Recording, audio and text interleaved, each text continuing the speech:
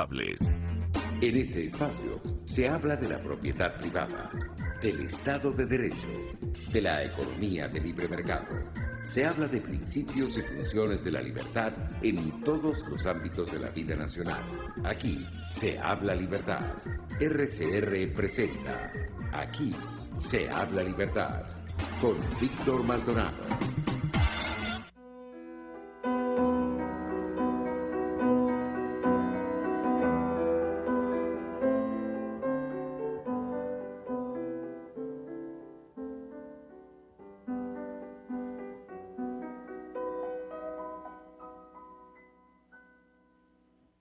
Cuando tú te hayas ido, me envolverán las sombras. Cuando tú te hayas ido, con mi dolor a solas, evocaré ese idilio y aquellas dulces horas. Cuando tú te hayas ido,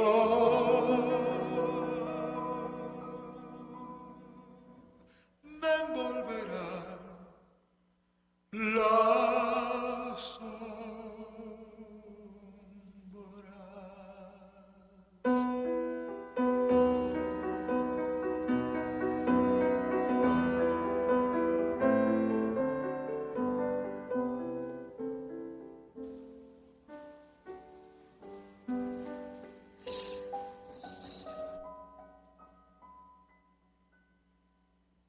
En la penumbra vaga de la pequeña alcoba, cuando en aquellas tardes te acariciaba toda,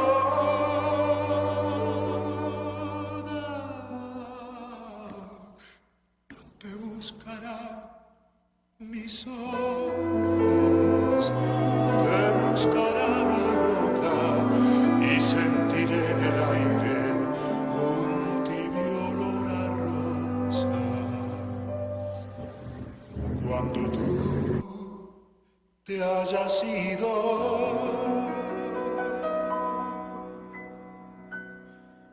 me envolverán las sombras.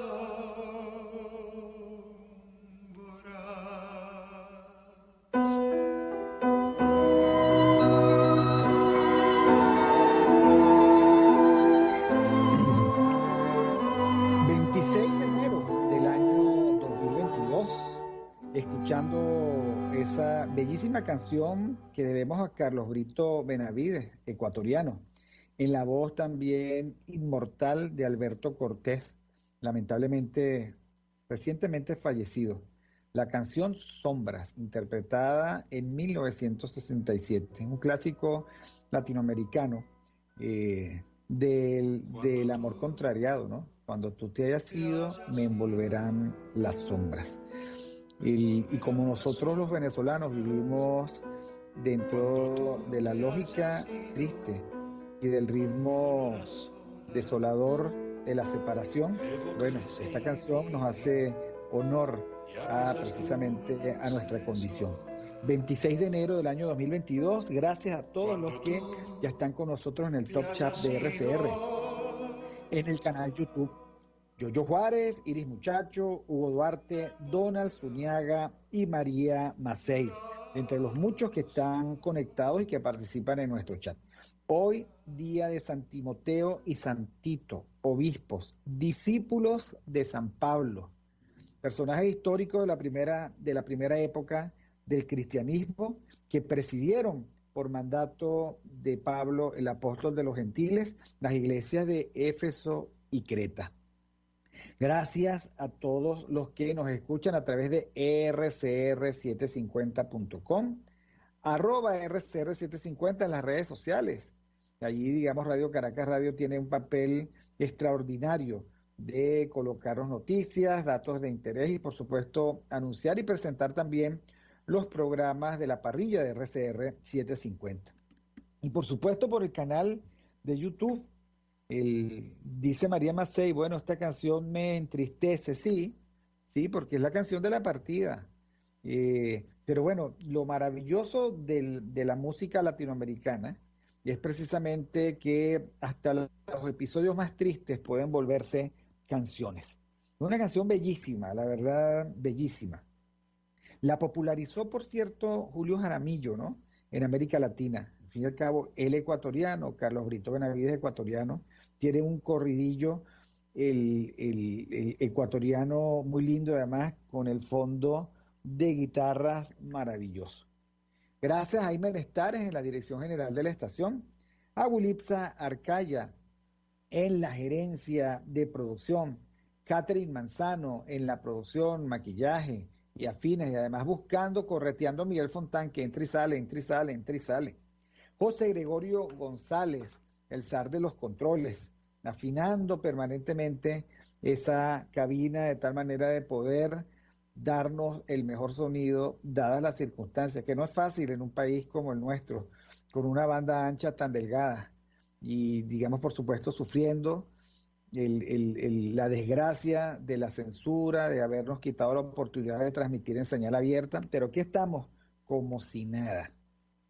Helen Machado en la lectura de las noticias, la voz que seduce, y por supuesto Génesis Rodríguez, la líder del gran equipo que produce contenidos.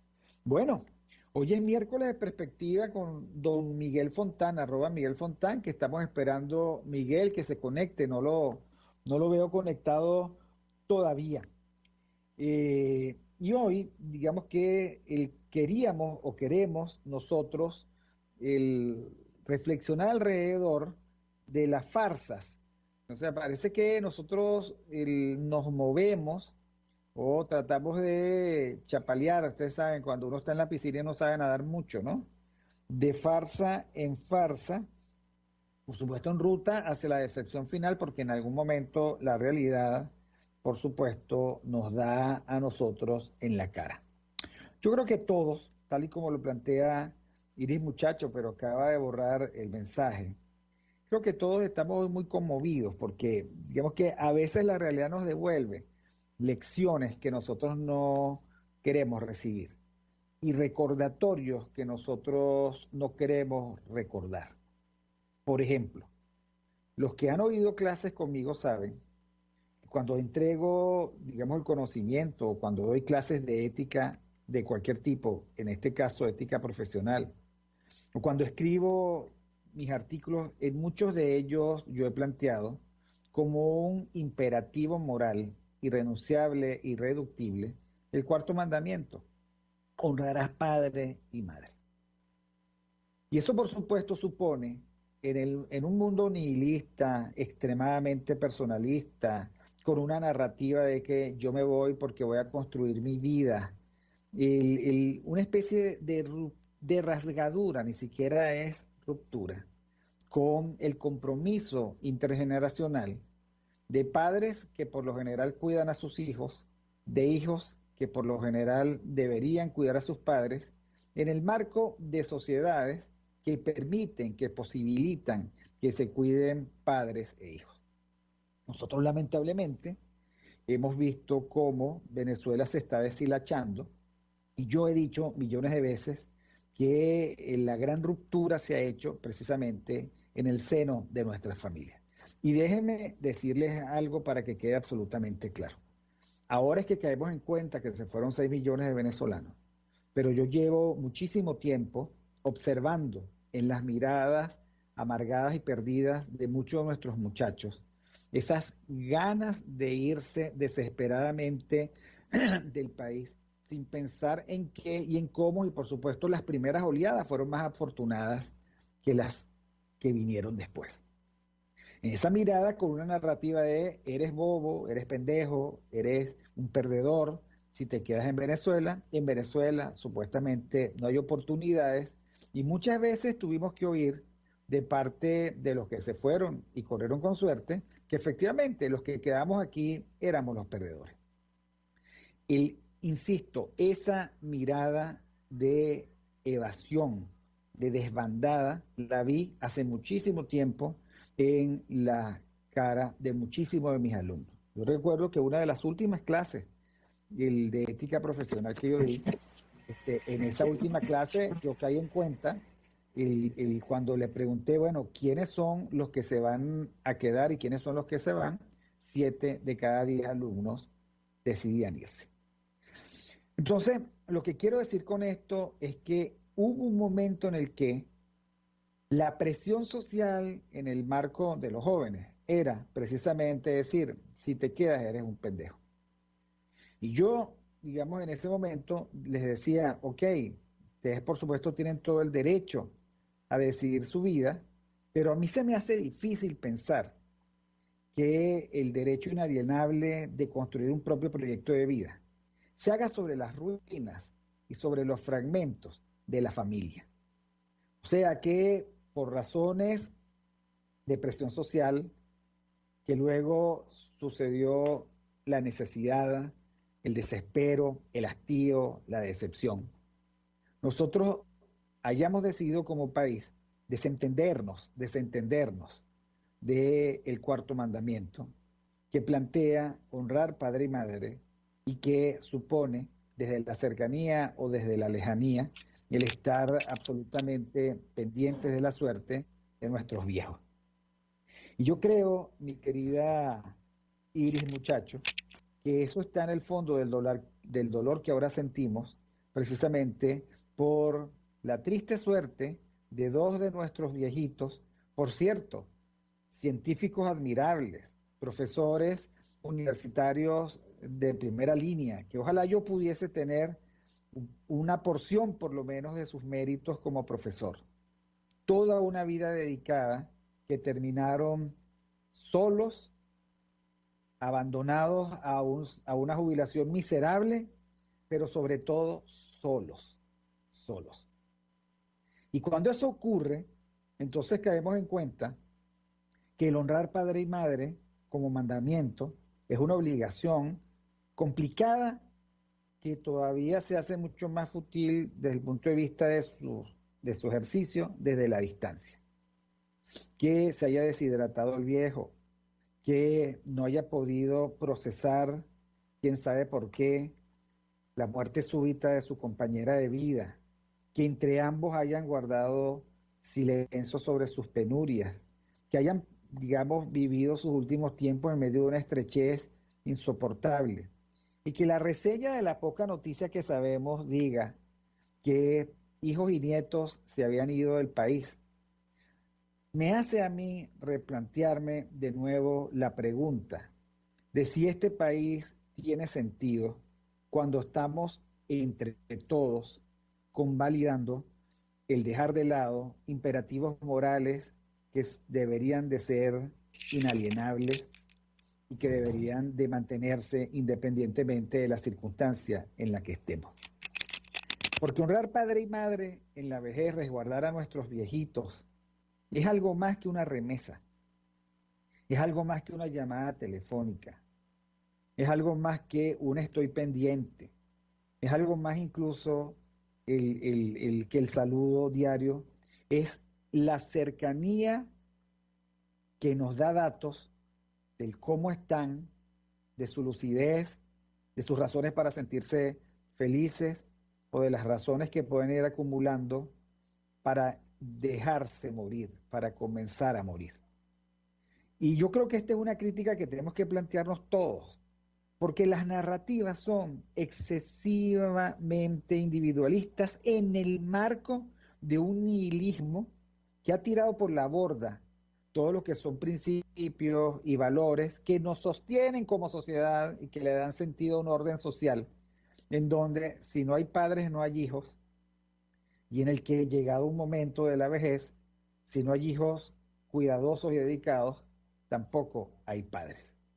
En esta desbandada, que tiene su propia ética, que yo denuncié en el artículo de hace unos años que se llama La ética de la desbandada, en esta desbandada que nos ha tocado vivir por miles de razones y circunstancias, no podemos perder de vista que aquello que dejamos atrás, viejos solitarios, niños abandonados, hermanos de abuelos desvalidos, que todo eso a nosotros nos significa un gran pesar y el riesgo siempre presente de que la realidad nos dé una cachetada cada vez que esta cosa nos ocurre.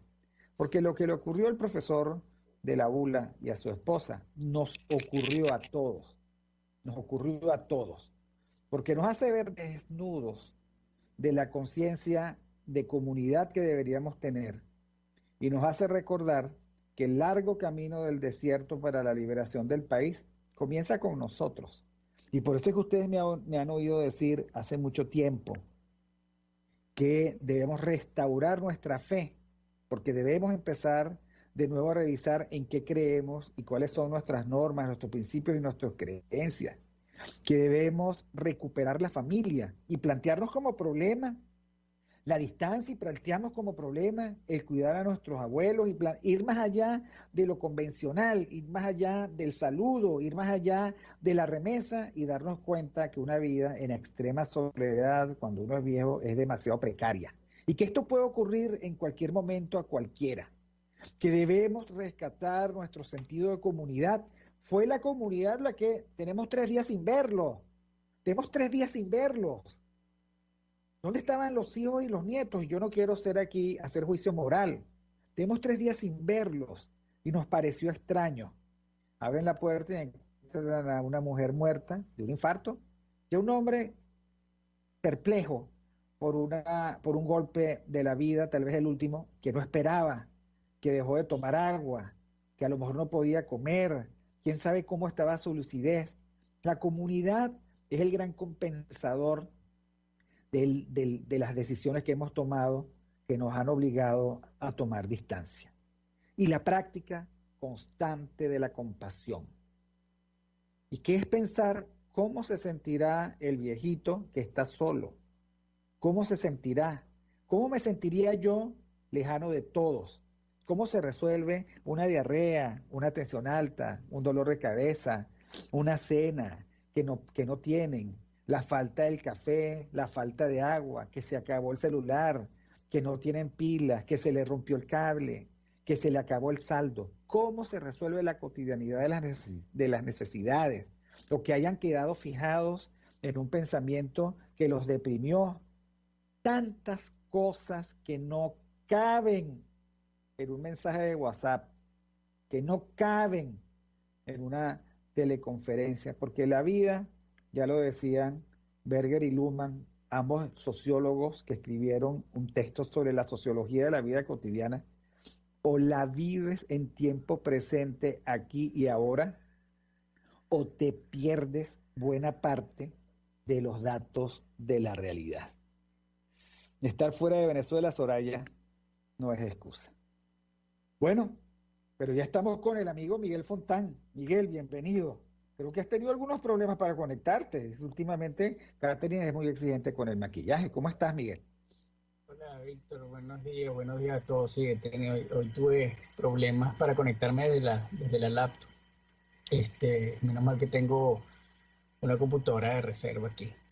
Bueno, escuchando tu editorial sobre la desgracia que se hizo mediática, pero en realidad creo que es una desgracia que se repite una y otra vez en el anonimato. Lo que me lleva a la reflexión después de escucharte es que en cada vivencia y en cada desgracia que vivimos en Venezuela está contenida toda la crisis, la compleja crisis de destrucción del país.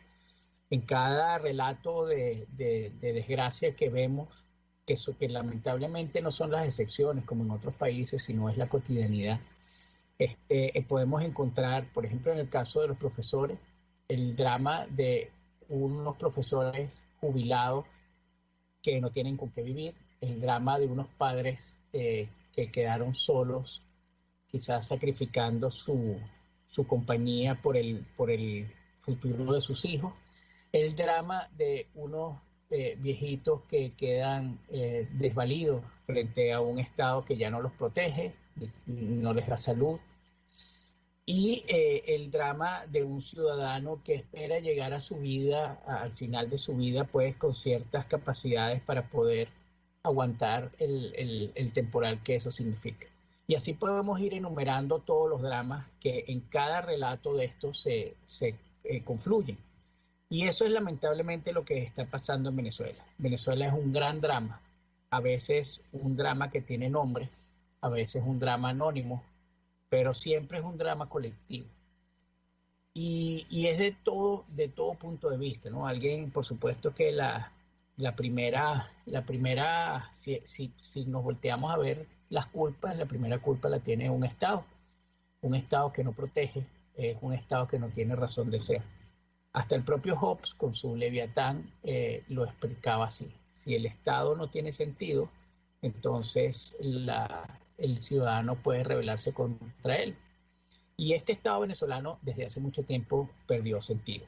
Este Estado venezolano y la política venezolana, y lo hemos hablado aquí, siempre se ha visto como el espacio común donde miserables rateros van a hacerse de dinero, pero jamás a construir una idea de nación que le permita a sus ciudadanos sentirse protegidos y desplegar la vida digna de ser vivida, sin más limitación que la ley, que es por supuesto la que le da sentido a la libertad, pero sin que ella sea arbitraria. Y entonces, bueno, Víctor, yo creo que este punto lamentablemente pasará como otro de tantos eventos que ha pasado. La gente saldrá de su conmoción después y tratará de hacer su vida. Quizás los más afectados empiecen a reflexionar con pensamiento crítico a las cosas que tenemos que cambiar como personas para poder por lo menos ir construyendo unas posibilidades de futuro, mientras que otros se indignarán y volverán el día de mañana a levantar banderas tan absurdas como el referéndum o decir estupideces tan grandes como hay que apoyar a Guaidó porque es el único que nos puede garantizar el camino a libertad. Y entre esos vaivenes, bueno, se perdió ya un país, pero se pierde también nuestras vidas, que las vivimos como los náufragos que todos los días se aferran a una tabla nueva para no ahogarse, pero que están al final en medio del mar esperando quizás encontrar tierra firme. Los que ya tenemos cierta edad, pues cada día que pasa, pues sabemos que no serán muchos años de provecho si encontramos tierra firme. Y los que tienen el futuro por delante a veces ni se preguntan ya por la tierra firme, porque a lo mejor piensan que eso ya no existe y lo normal es estar naufragando en este mar. Lo cierto es Mira, que yo Miguel, creo que... tú sabes que me llama la atención, leyendo aquí, leyendo allá. Por supuesto que el telón de fondo es el Estado, un Estado destruido. Pero los actores tienen que ver cuál es el telón de fondo y tienen que asumir su responsabilidad. Porque una mala lectura de lo que ocurrió con los profesores y con muchos anónimos es, bueno, el Estado se destrozó. No, es que responsable es asumir las consecuencias de tus propias decisiones. Y yo lo que estoy planteando, ok, todo el mundo sabe que el Estado se destrozó. La pregunta es si tú, sabiendo eso, vas a dejar en condición de peligro a tus padres o a tus hijos. Y vamos a plantear el tema donde duele. Sabemos que el Estado es una porquería en Venezuela. ¿Cuál es tu decisión? Sálvese que pueda primero yo y no pensar en términos de familia. A mí me parece que esa es una lectura que hay que hacer para darnos cuenta que el cambio comienza por nosotros. Obviamente tú sabes, el tú genérico, que el país está destruido, que no hay forma de salir indemne de una enfermedad, que las jubilaciones no valen medio, ¿ok? Que hay grupos vulnerables, porque lo sabes, lo sientes y lo dicen los expertos. Y los grupos vulnerables son nuestros ancianos, nuestros niños, las madres solteras pobres, en fin. Y tú entonces vas a irte y vas a decir, Dios los guarde, vean a ver cómo hacen, yo me voy. Yo creo que ese individualismo fatuo encubre mucho de lo que nosotros no queremos ver, forma parte de nuestras sombras, y cuando nosotros la sacamos, la reacción es la ira, el disconfort, hay que ponerse en los zapatos de quien se fue, Esos tipos eran chavistas, que se jodan. O sea, no, yo lo que estoy planteando es cómo nosotros en el siglo XXI, en Venezuela del socialismo, nos planteamos eso que es arquetipal, que es honrar padre y madre. ¿Cómo tú lo ves? O sea, ¿cómo tú lo procesas? Y sí, sí, es una impugnación a cada uno. Es esa impugnación. ¿Cómo tú procesaste tu narrativa de abandono y desbandada? Sí, yo quiero que nosotros nos restreguemos con nuestras llagas y saquemos conclusiones al respecto, porque lo demás es muy cómodo. O sea, se murieron tus papás y la culpa es del Estado. ¿Y tú? No, claro. Corriste mejor suerte. ¿Cómo es la vaina?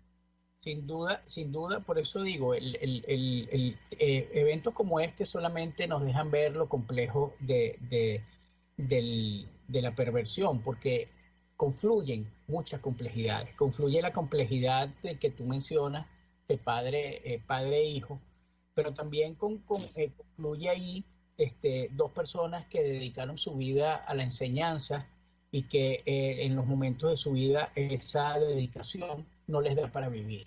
Pero también confluyen allí dos ciudadanos que en el momento de mayor desvalidez que tienen, que es la vejez, pues tampoco tienen un lugar donde estar tranquilo. Entonces, por eso digo, esto, por supuesto que no se puede ni resolver desde una de las perspectivas, ni responder desde una de las perspectivas, porque así se logre una respuesta satisfactoria o quizás una comprensión satisfactoria de lo que pasa en una de las perspectivas, siempre va a ser insuficiente para resolver el problema de fondo. Porque puede ser... Porque en el fondo la pregunta, Miguel, es cómo es que vas tú a definir tu vida, los parámetros de tu vida, qué es lo que tú crees que es vivir, ¿ok? Y digamos cómo tú quieres ser narrado y cuáles son tus verdaderos méritos, qué es lo que tú modelas. Y también entran temas como para qué trabajas y te esfuerzas y buscas la excelencia y el mérito si al final mueres deshidratado o al final mueres de un infarto solo, sin ninguna ayuda. O sea, por eso te digo, lo malo de esta situación es la destrucción sistemática que tiene el país. Ahora, lo vergonzoso es que estemos todavía en una sociedad que una parte de ella todavía siga promoviendo intermediaciones que son una basura, que no sirven para nada. Entonces ahí tienes tú, por ejemplo, porque es verdad, o sea, un decano de una universidad hablaba de que ese problema es social. Y no, alguien muy acertadamente, o por lo menos yo pienso igual que esa persona, le decía, el problema es político. Y ciertamente el problema es político, no partidista, político. Porque el problema es complejo y va más allá de la relación de padre y madre. Porque la relación padre y madre la pueden hacer a lo interno. Pero, y esos señores que dijeron, yo he pasado 30 años esforzándome, haciendo méritos, trabajando para una sociedad y resulta que eso no me da al final, entonces ya el tema del trabajo queda en el absurdo.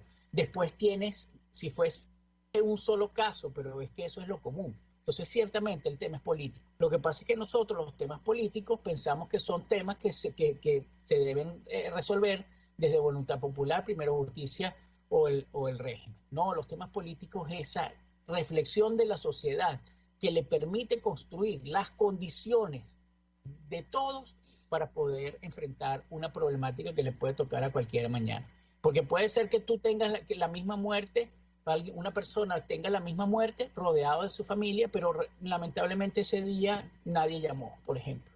Entonces, ahora, ¿qué es lo que está de fondo? Pues lo que está de fondo es que 2 personas mayores no tienen por qué morir deshidratados. 2 personas mayores jubiladas no tienen por qué vivir condiciones de abandono y como las que estaban viviendo o las que viven muchos de los profesores. Porque ni siquiera tienes que esperar a tener esa edad.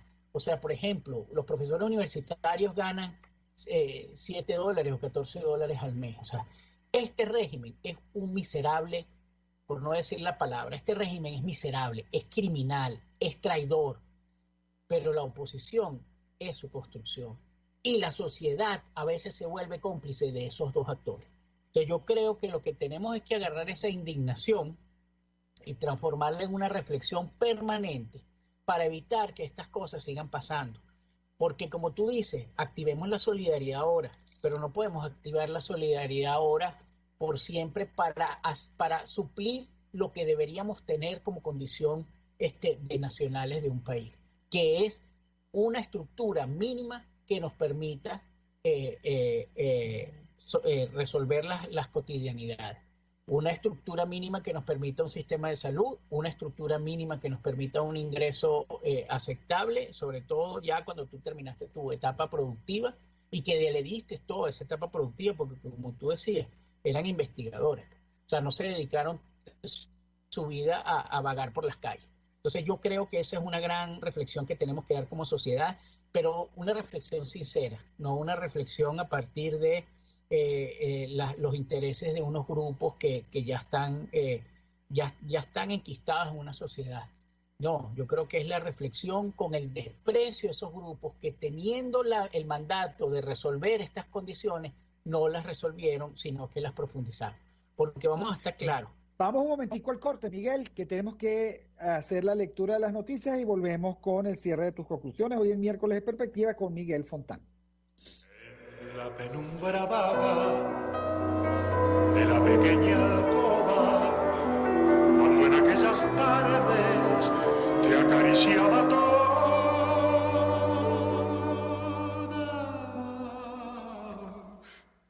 te buscará mis ojos, te buscará mi boca y sentiré en el aire un tibio olor a rosas. Cuando tú... Aquí se debaten temas de interés nacional e internacional. Aquí se habla libertad con Víctor Maldonado.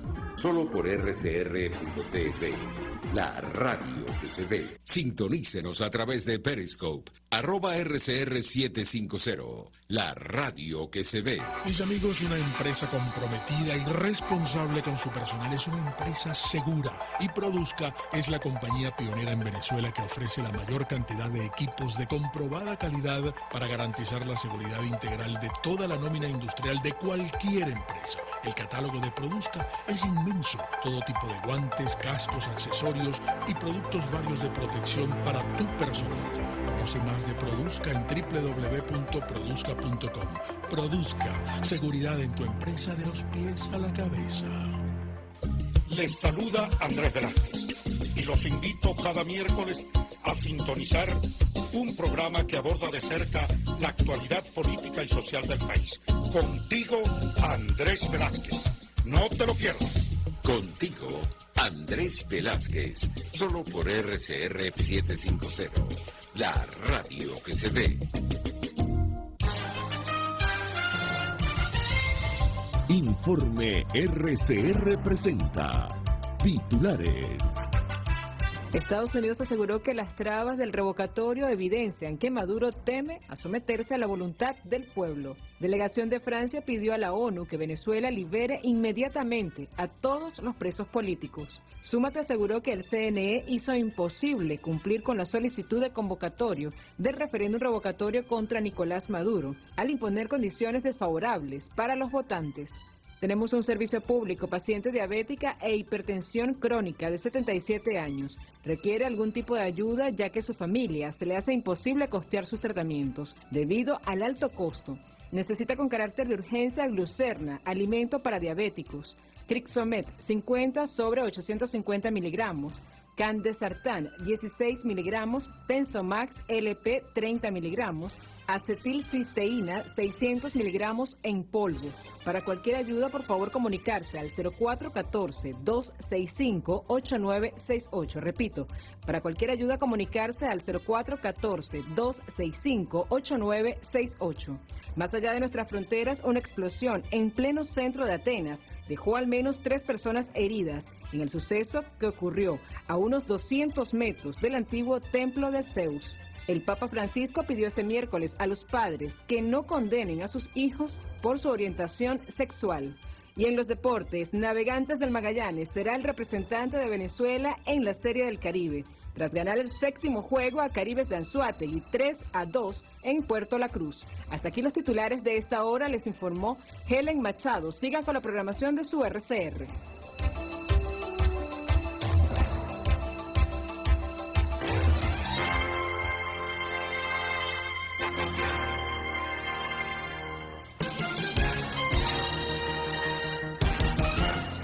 Amigos, nace un nuevo concepto de farmacia en Venezuela. Farmacia CVS y más. Todo lo demás. En Farmacia CVS, en español CVS, lo consigues todo en un solo lugar. Salud, belleza, hogar y comida. Un nuevo concepto en todo para un nuevo concepto de vida. Farmacia CVS y más está en el CCCT nivel C1, frente a Beco y al lado del Banco Mercantil. En Instagram, FarmaCVS, Farmacia CVS y más. Todo lo demás. RCR 750 AM, porque lo bueno une.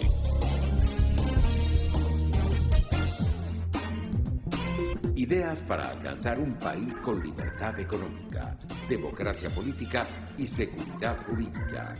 Aquí se habla libertad con Víctor Maldonado. Solo por rcr.tv, la radio que se ve.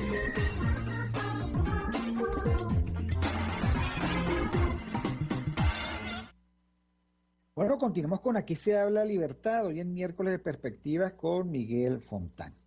Y llegó el momento de citar a Floris Caray, @FlorisCaray, que hace poco, mejor dicho ayer, ella plantea este hilo de tuit. Lo vuelvo a escribir. Lo peor de nuestra catástrofe es que nos convirtieron en testigos impotentes. Impotentes ante el desgarro de tanta vileza, la del régimen criminal totalitario y la de aquellos seres fríos e indiferentes. Que aquel periodista con apellido tan querido por ciertos profesores universitarios dedique 3 tuits forenses como si la muerte de los profesores en Mérida se limita a un mero hecho físico, es una especie de castigo divino para aquellos que se precien de perpetuos humanistas.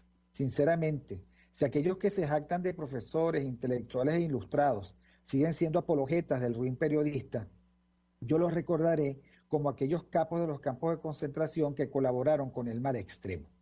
Es que no podemos seguir siendo tan banales del mal, no lo merece. Es un asco tanta superficialidad. Es que choca ya el argumento de se trata del hijo del pana revolucionario de los 60. Hay que ser chévere con él, hay que llamarlo para todo, aunque el tipo sea un canalla. Dejemos de ser tan complacientes, chéveres y despreciemos al canalla. Por Dios, basta ya. Esto es parte de la injusticia y del mal. Como siempre, Floris Caray, clara, directa y tirando por el centro. Ahora, Miguel, volviendo al argumento, enriquecidos ahora por la reflexión de Floris Caray. Hay un dato. O sea, la política, como tú lo planteas, empieza por las decisiones de las personas. Y empieza, por supuesto, por entender el contexto en el que vive. Yo estoy en eso, yo convencido, la política no es un resultado, no es un saldo. Digamos que no se nos puede aplastar. Entonces, la política tiene que ver con el compromiso propio con la realidad que tiene que hacer, digamos, obligarte a validar lo que estás viviendo. ¿Qué sabemos?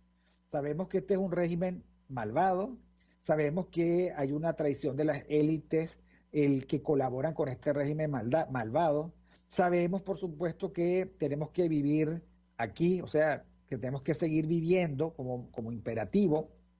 Sabemos, por lo tanto, que el régimen sea tan procaz y obsceno y que las élites sean tan desgraciadas, no nos quitan a nosotros la obligación de nuestros deberes morales. ¿Ok? Tenemos que avanzar por el desierto con esta desgracia y tenemos que preguntarnos, ok, en esta desgracia que nos ha tocado vivir, ¿cómo hacemos? ¿Cuáles son nuestros imperativos?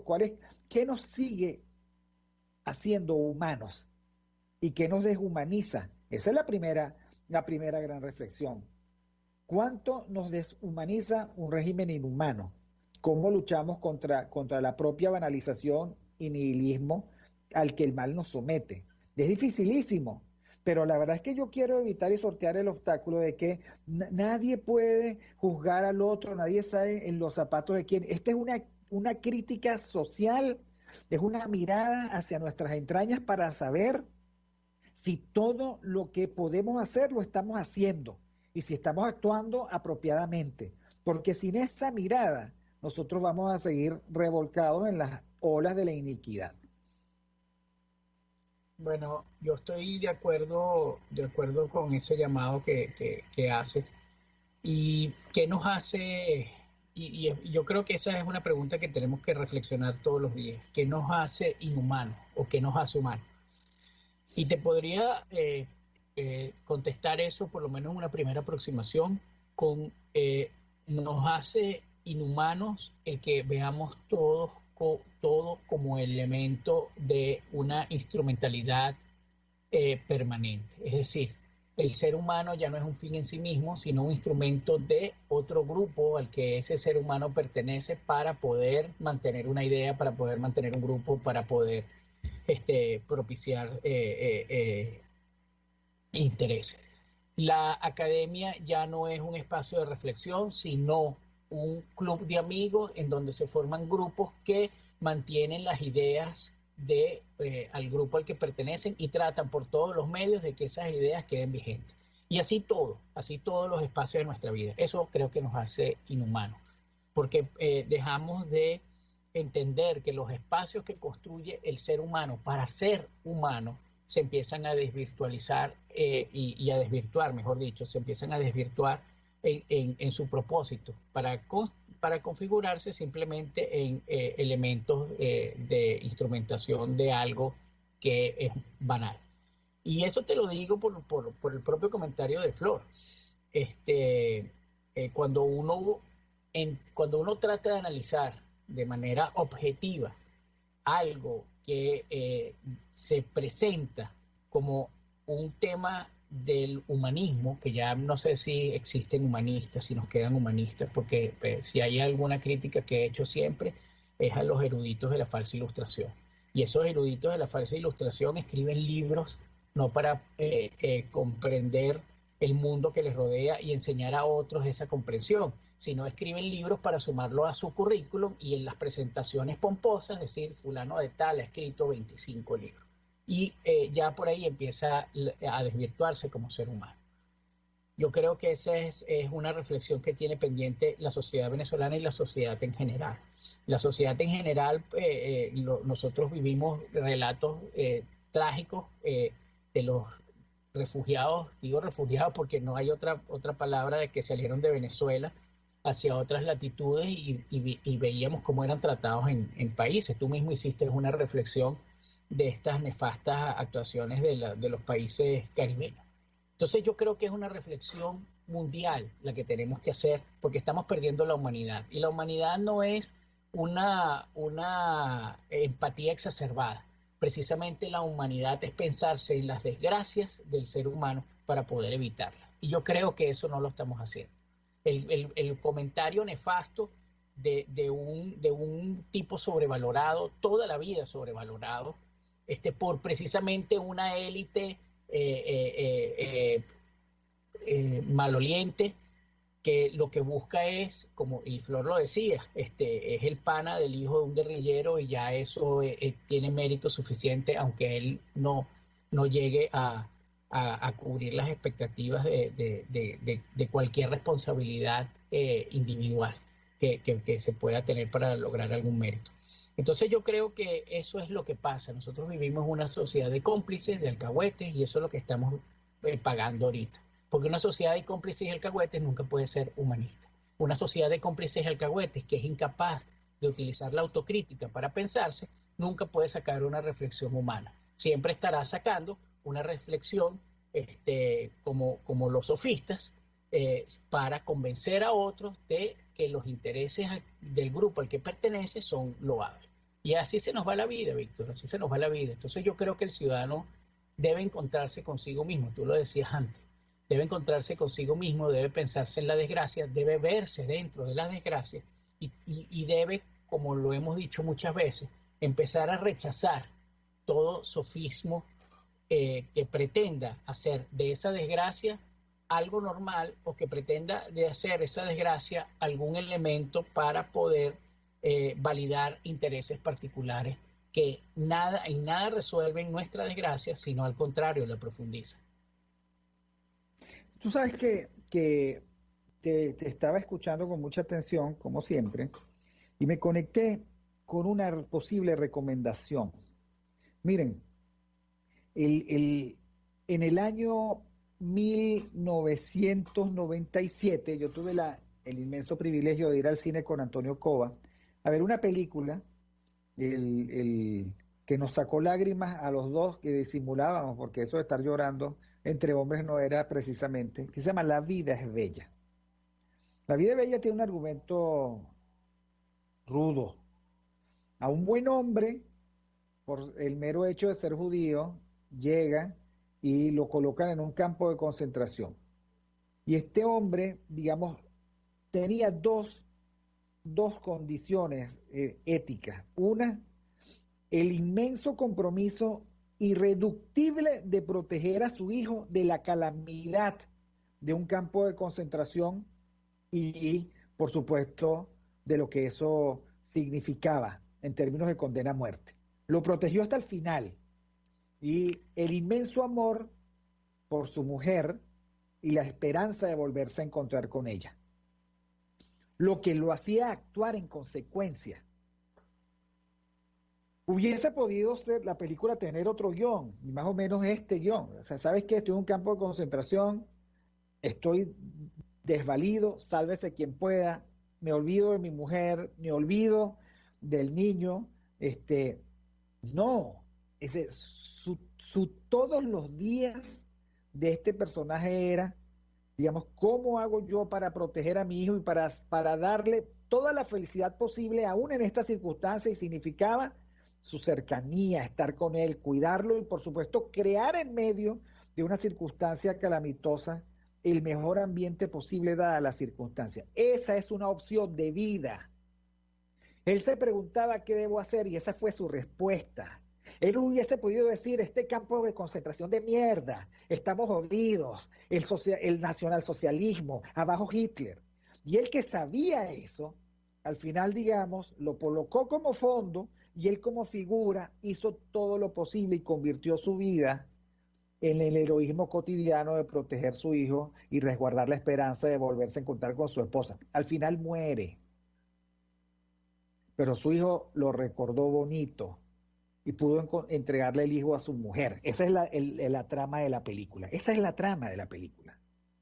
Y por eso es que yo no quiero dejar pasar el hecho de que circunstancias tan atroces como las que vivimos, ni siquiera esta circunstancia, a nosotros nos puede inducir a pensar que nuestras obligaciones con los otros cesaron. Eso no es verdad. Tenemos que replantear nuestras obligaciones, todos somos mucho más pobres, pero los mandamientos de honor, de honrar padre y madre, de no matar, de no robar, de no mentir, siguen vigentes porque eso es lo que nos hace humanos. Y esa es la principal batalla que hay que dar frente a un régimen que nos quiere animalizar, que nos quiere vueltos moralmente mierda, porque esa es la verdad. Y la primera batalla, por lo tanto, es cómo yo hago para mantenerme humano en un mundo tan inhumano como el que nos ha tocado en suerte. Y esa es la lucha de Floris Caray, esa es la lucha de Miguel Fontán, esa es mi lucha, esa es la lucha de Isbelia Leona, esa es la lucha de María Macei, es la lucha de Hugo Duarte, es la lucha de Soraya Reyes, es la lucha de Abraham Ben-Sid, es la lucha de todos, aunque a veces esta realidad nos confronta y nos diga, hey, cuidado, porque de repente nosotros vivimos una circunstancia en la cual no queremos reconocer que nuestra familia está quebrada por el nihilismo y que muchas veces lo que no queremos proyectar en los otros es el reconocimiento de que no hemos sabido reclamar en su momento el deber de la reciprocidad con aquellos a los que hemos traído hasta aquí. Y yo creo que el mundo, desde que es mundo, se construye desde el deber moral, porque el otro vale tanto como nosotros los valoremos y queramos con él. que yo escuchándote estoy completamente de acuerdo. Nosotros tenemos una de las cosas que nos hace humanos es que podemos tener una construcción moral. Y es precisamente como tú dijiste lo que ellos han luchado. No solamente el régimen, la oposición ha luchado por ridiculizar las pretensiones morales para la vida en política y para la vida en sociedad.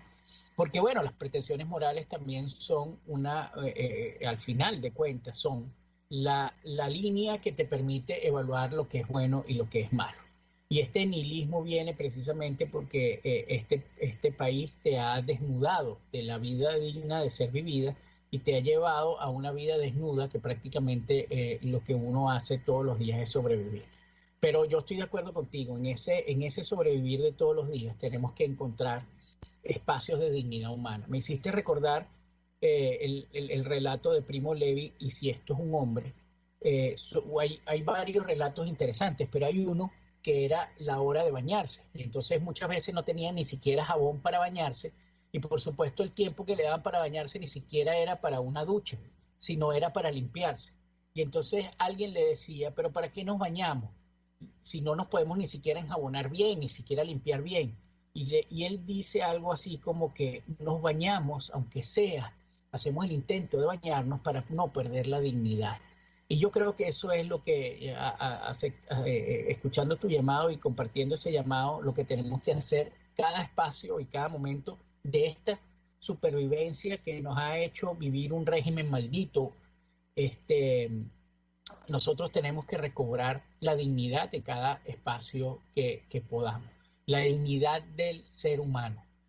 Y ojalá que en la construcción o en el mantenimiento de esa dignidad del ser humano, con lo poco que podemos tener, nos lleve para construir una sociedad en la que no solamente rechacemos a estos miserables mercenarios de la política, sino también a aquellos que en la sociedad se hicieron la vista gorda y se entregaron, y se conocen como enchufados, y se entregaron a los placeres simplemente materiales, quitando toda posibilidad de reflexión moral. Yo creo que esa es la lección que tenemos que aprender nosotros, no solamente desde el punto de vista político, que todo socialismo es destrucción, sino que toda pérdida de dignidad lleva al hombre a ser simplemente una basura, así viva en un palacio. Bueno, Miguel, gracias por compartir el programa hoy. Uno más de los miércoles de perspectiva con @Miguel Fontán en Aquí se habla libertad. Gracias a todos los que estuvieron conectados con nosotros: Ibelia, Abraham, María, Iris, Carlos, Hugo, Brujo Lelois en español, porque a veces ahora andan hablando alemán por allí, Hugo Duarte, Soraya Reyes, en fin, a todos un fuerte y cálido abrazo, a todos los del Top Chat. Gracias a Jaime Estares en la dirección general de la estación, a Bulipsa Arcaya en la gerencia de producción, Catherine, nuestra grande y maravillosa productora Manzano, en la producción y maquillaje, nuestro queridísimo José Gregorio González en los controles, el zar de los controles. Tuvimos algún problemita al principio, pero lo resolvió rapidito. Helen Machado en la lectura de las noticias, y en este Rodríguez en la producción del contenido. Y los dejo con Sombras.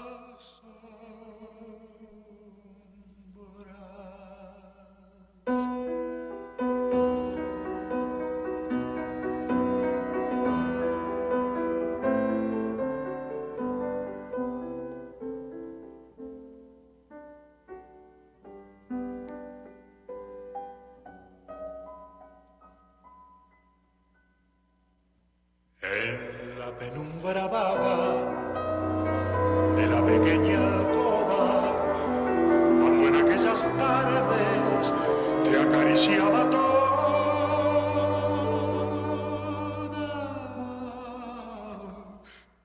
te buscarán mis ojos, te buscará mi boca, y sentiré en el aire un tibio olor a rosa.